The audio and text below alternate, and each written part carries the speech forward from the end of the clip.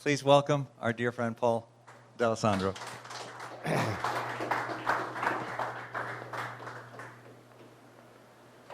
Wow, thank you. This is kind of weird because I've never been mic'd up before, so I'm going to try this, and I'm just so flattered that Paul called me and said, you want to come tell your story? I'm like, okay. I did it. Tom Lane asked me to give my story because I'm part of the Bergenins. Yes, I don't know, years ago, and I did it in 5 minutes. So I've just added a little bit more to the story about it. So thank you all. I'm really excited to be here with you guys again because it's been a little bit. I kind of don't know where to start, except I'll start at the beginning. And what I'm hoping that you get out of this is maybe you walk away and have a better understanding about getting through life through the storms. I mean, it's kind of apropos because I stayed with Paul last night, and the storms are really horrible. I'm thinking, well, this kind of makes sense for me. But I think I'll just start at the beginning. It's funny, I wrote notes on my own life, so because there's so much stuff that's happened, and I'm going to start at the beginning because I grew up in New Jersey, in Franklin Lakes, and when I first gave my story, I said my life has been like a 3-act play, and the first act was I really was blessed. I mean, I had great parents, siblings, and went to great schools, and at 25, member of 3 bars, and life was great. And then I got engaged, and then my life kind of went in a totally different direction. And I really didn't know a whole lot of suffering or pain. So I just knew that there was a lot of good. My dad raised me up he came from nothing to really give to the world because we exist for others. And so, but I got engaged, and when I got married, my wife said to me, I'll marry you, but I'm not going to stay in New Jersey and go to Italian dinners on Sunday. So I left for D.C. And knowing that I couldn't practice law there. But, and it kind of fractured my relationship with my father because I was the apple of his eye, and he kind of saw me as the center of the family. And probably around, so I did work with Deloitte, and then I worked with Aon, and then I went to Florida, and that's where I learned to raise money with the University of Notre Dame. So life's still good. It's probably around 1989, 1990. I've had now 2 kids. I'm struggling with the relationship with mom and dad and where I'm married. So, and I'm still a little nervous, so I'm going to get to some of the storms here soon. But I went up to New Jersey in 1990 to 1992. I was working with my dad, really happy. He was the CEO of a company in New York City. And my wife called me up one day. She said, you know what? I need you to come home. All your clothes are in garbage bags. And so some of this is hard for me. So I came home and I said, well, what's going on? She said, it's either you're leaving, or we're leaving. So it's funny, I got a call the next day from a friend, and he said, Paul, we got a job for you in Seattle. I said, but I live in New York. He said, yeah, but you could go every week.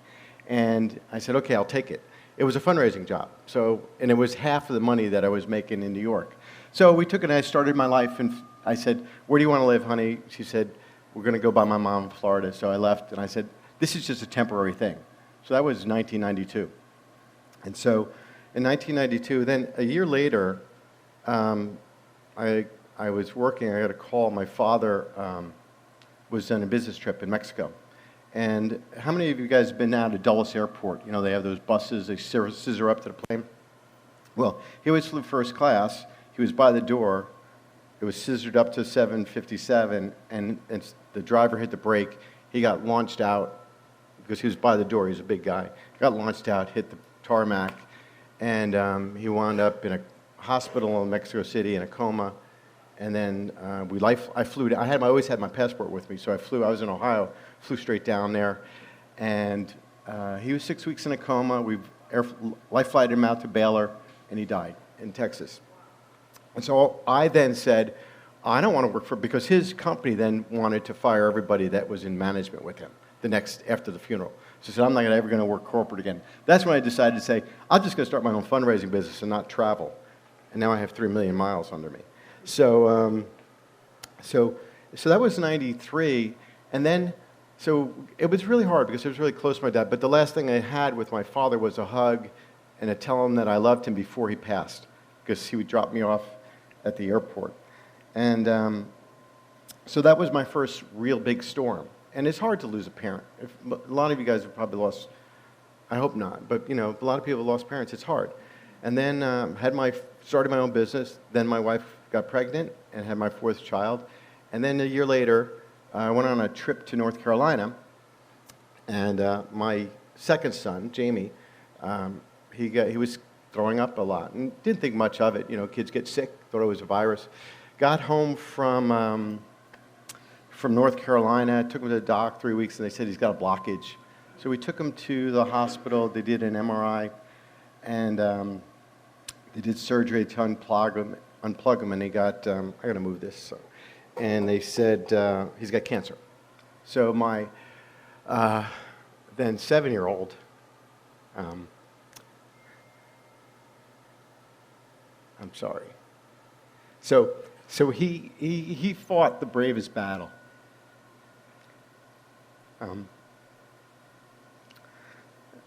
A kid could fight.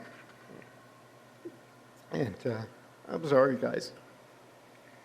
So, but he taught us so much. And he passed like 7 months later. He was a big Yankees fan. So he used to collect, there was a guy who used to go through the hospital, and he had used to leave little brown bags of lunch bags of baseball cards. And so he was in the hospital pretty much from August of 96 to when he had a bone marrow transplant in January. And and he used to collect the cards. And I, after he passed, I took all his cards and I put them in a trunk. And I recently moved to Montclair from Franklin Lakes, and I finally opened that trunk. And so the oldest card, I guess, is from or the youngest card? Oldest card is from 1997. So the last card that went in there was 97. And I saw things that I hadn't seen in, like Michael Jordan cards, baseball, hockey. And it was, remember, I spent about a day just going through it and cleaning up, putting it in the trunk, and I called my sons up. One son said, I'll let my 2-year-old play with it. And the other one said, no, there's got to be money in that trunk. And I said, so, okay, you take care of that trunk because I don't want to have anything to do with it. But, I got through that part of my life because I was raised Catholic, but I was at a very strong Presbyterian church. And the community just surrounded us with love. And I always find that in times of tragedy, things like that, it's always interesting who shows up, who doesn't show up, and who you never knew that shows up. And so some people just don't want to step into that pain with you. And I really had some wonderful people come alongside me to get me through it. It wasn't easy, and I really have no recollection of 97 to 99.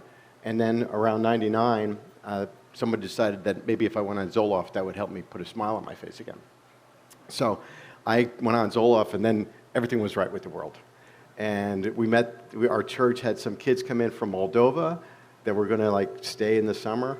And I decided that I had a big house, a beautiful house, business was great. And I said, I got room for 3 kids that nobody else wanted. So I adopted a 12, 13, or 14-year-old who didn't speak English from Moldova. And if you've ever been to Moldova, it's a little slice of hell next to Romania and the Ukraine. You go through, and there's unfinished buildings and everything. So brought these kids home. I affectionately call them the terrorists, and or the Zoloft kids. We taught them how to bathe. We taught them everything. I remember one day there was a 12-year-old boy, a 13-year-old girl, and a 14-year-old girl. They were siblings, and I gave the boy underarm, deodorant one day, and he came down, and his hair was spiked up. He had it all over his body, and my kids, because they keep putting the toilet paper in the garbage pail. I'm like, how do I teach kids that? So I took the garbage pail away. But anyway, so that, I did it because the Bible says, take care of the widows and the orphans. What the Bible doesn't say is, and there might be a price to pay for that, but that's the right thing to do. So these kids, the 12-year-old boy wound up, I found out, molesting my 6-year-old. So I sent him to Moldova, back to Moldova, in a boarding school, and I told the adoption agency he could come back, and we'll put him in another family.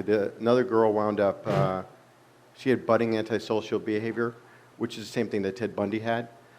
So she had to be placed in a different home because she was a threat to our dog and our kids. And then the other one, she wound up leaving senior year of high school. She's now married to somebody. My life is kind of funny because she left and she dropped out of high school, and then she wound up in a bar in Daytona, making $3,000 a week. And anyway, but I was telling Paul yesterday, I was telling him some of the story, but years later, the boy came back around Christmas Eve and knocked on our door. And we didn't expect him or anything like that.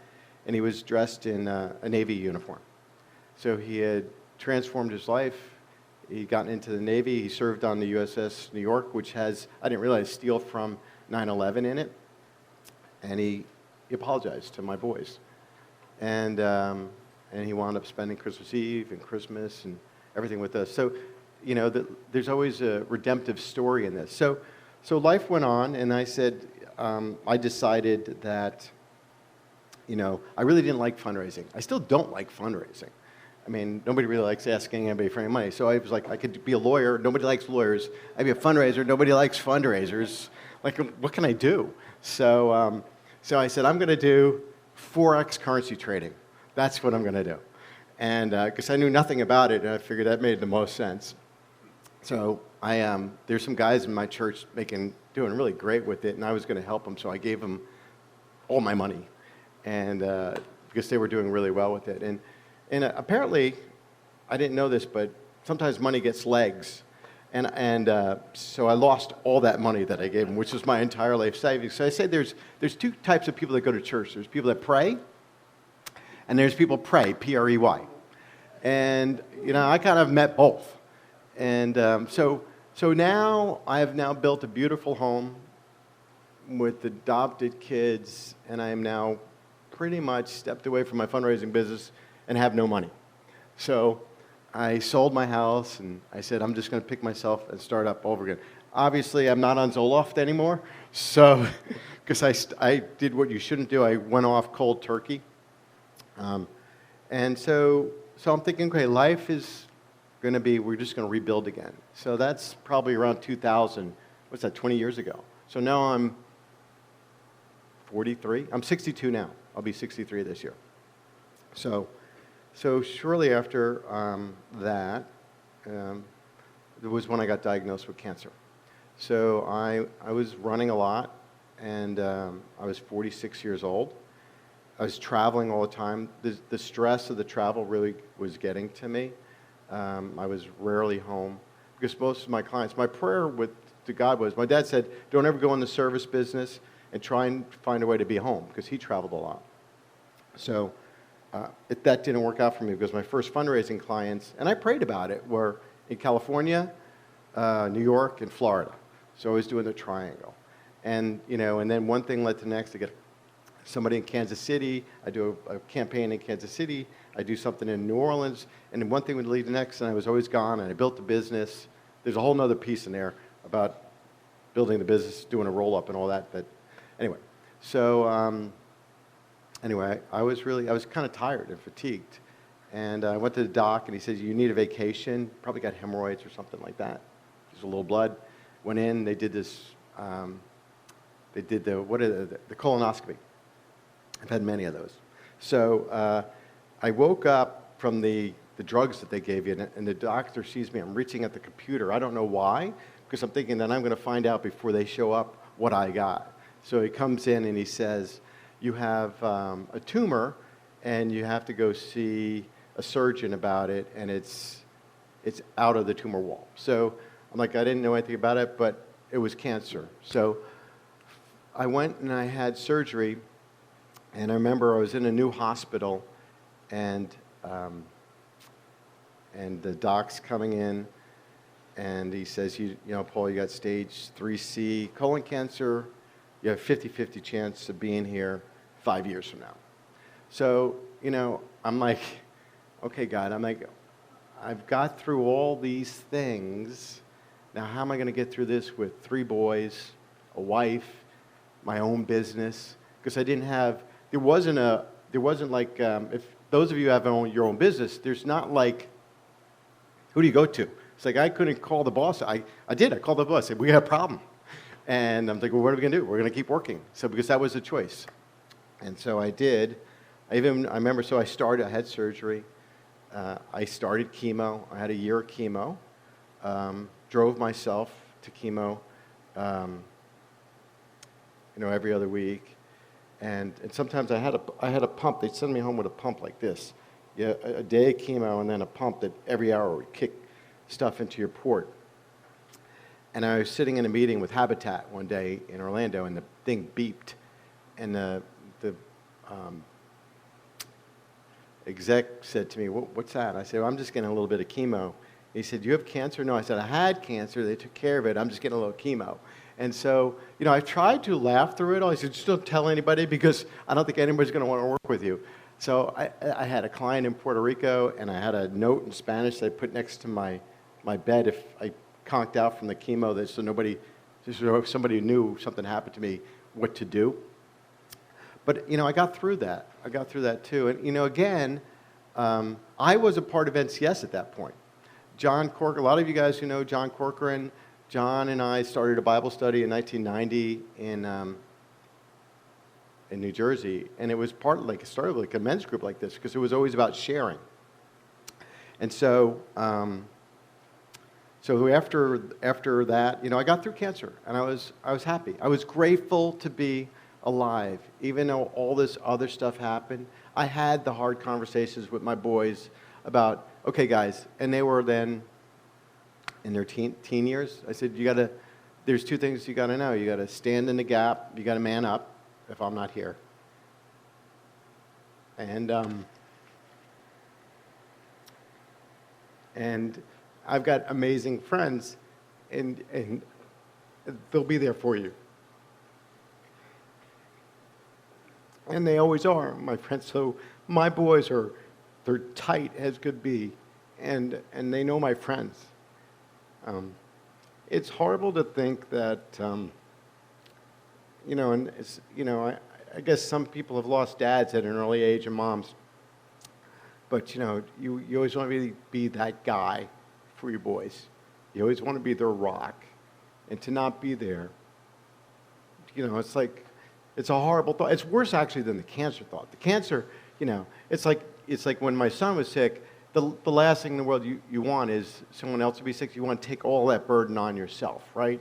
Because you can endure the pain. You just don't want to see anybody suffer.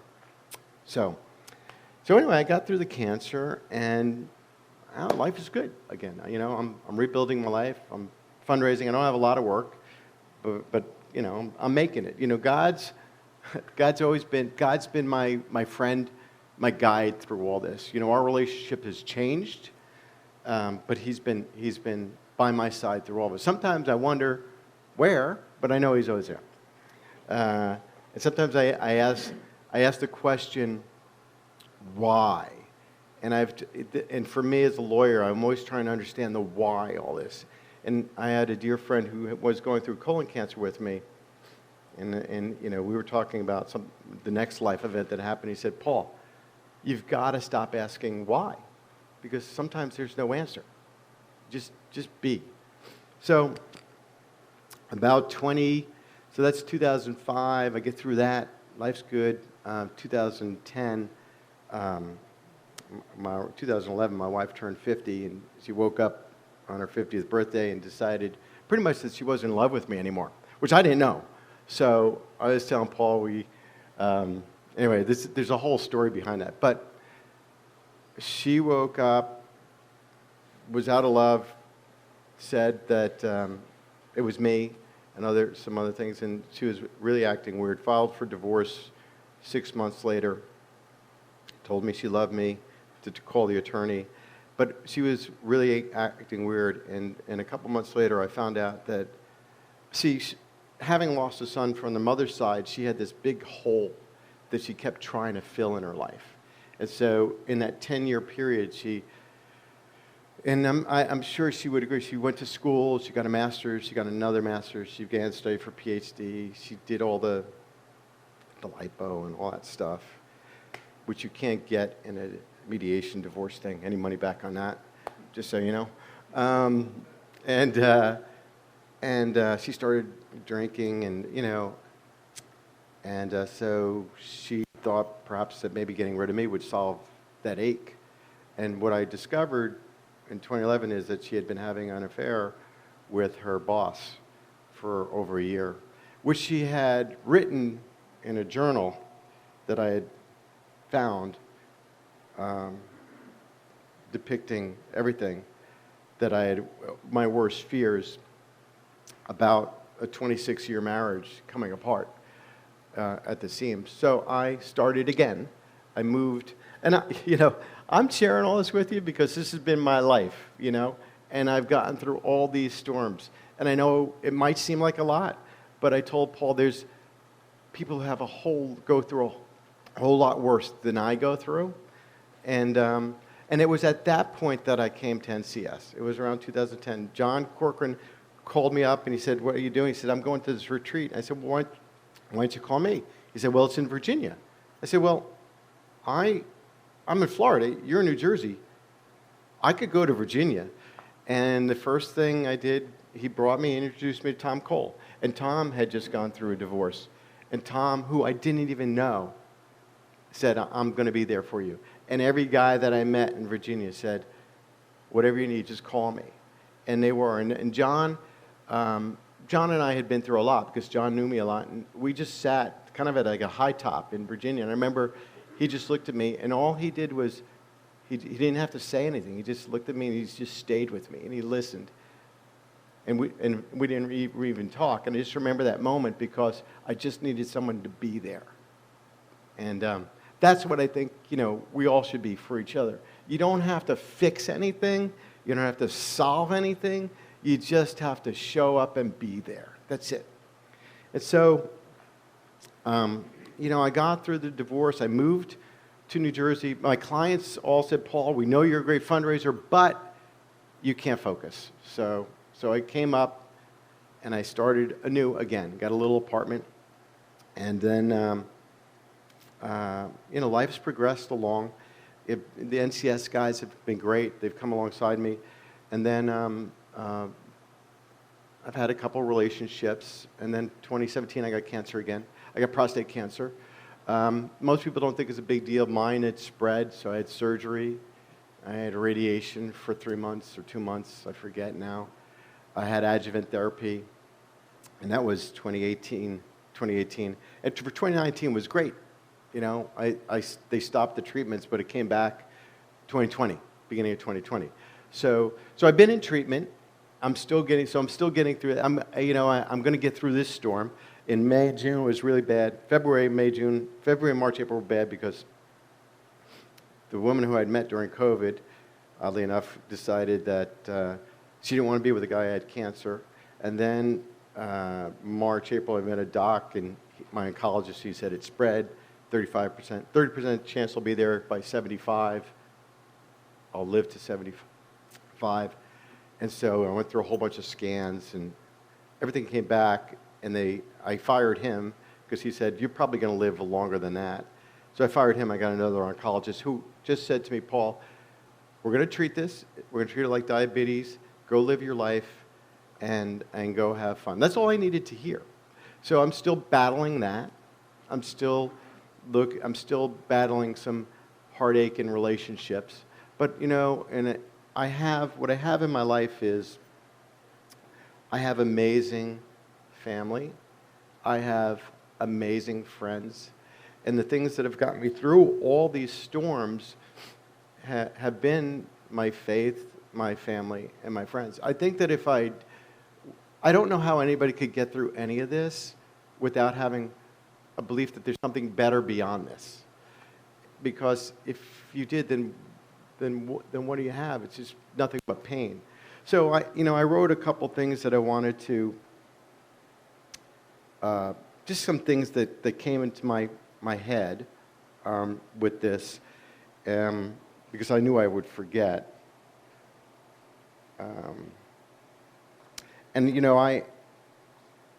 I wake up every day with gratitude. I have a gratitude list I go through. And I start with every day and every way I'm getting better and better. And then I go through my gratitude list and I go through some affirmations. But, this is what and one of the low points when I was in Florida going through the divorce, I used to go to the club at the ocean, and this woman said, "Paul, you look really down." And I was talking. I wear my heart on my sleeve, so I told her my story. She said, my mom used to say, after every storm, there's a rainbow. And it's funny, I didn't think about that. And I thought, through all these storms of my life that I've had, there's always been laughter. There's always been joy. Obviously, as you guys can see, there's tears. But they're not tears of, there's tears of loss, but they're not tears of, I want to shoot myself, And so I wrote this book, which you can get on Amazon, by the way, The Future Fundraiser. But it's not the book that I wanted to write. The book I want to write, and I will, it's called, for my boys, is How Suffering Leads to Joy. And I've kind of looked at all the different religions, and what I've found is that through suffering, you can find joy. But you have to go through the pain. And when COVID hit, I was trying to figure out, I was in 20 different states, what everyone was afraid of. And I said, I'm not afraid of dying because we're all going to die, right? So got to accept that. I'm not afraid of pain because I've had pain. I know people have had a lot worse pain than I have. And then it's temporary because you're either going to get better or you're going to die. So, and Jesus Christ suffered on the cross in pain. So why should I get out of here without having pain? But the third thing that really bothered me about it was I wanted to always be there at the other end of the phone for somebody who needed me, especially my kids. And that's the great loss that I worry about. So my other takeaways are, with the cancer diagnosis recently and everything, I realized that I've got to stop thinking about dying, because dying happens in a moment, and I'm just going to spend the rest of my life living, because that's where I need to focus my time, on living, not on how I'm going to die or where I'm going to be buried or anything like that. Now my friends here, because they're all talking about where they're going to be buried, and I'm like, really? Let's just focus on where's the next football game that we're going to go to, which is Notre Dame USC. It's coming up. Like I said, my anchor really is my faith. And if you lose your faith, and I think that's what happened with my wife. It's my fault. I blame myself because soccer took over church on Sundays, and I fought that battle and I lost. And when you stop going, then you get away from community and you get away from the things. And then when you hang around people who aren't like you, and then you start believing what they say, and then you start going down this path of destruction.